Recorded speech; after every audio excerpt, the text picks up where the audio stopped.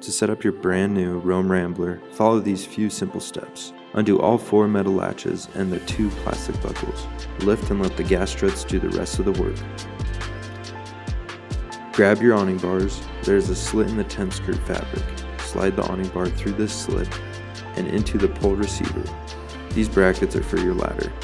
Slide ladder hooks into the brackets and extend the ladder. And that is how you set up your Roam Rambler. To pack up your Rambler, start by taking out the awning bars. Next, take off your ladder and store it in the tent or in your vehicle. Having 2 people makes the closing process easier, however, it is possible with only one. Close Rambler starting with the cab side. Use the plastic buckle to secure the first side. Do not latch the latches yet. Close the other side of the Rambler using the plastic buckle to secure position. Stuff extra fabric into the shell of the tent. Latch tent and tighten buckles. And that is how you set up and pack up your Roam Rambler.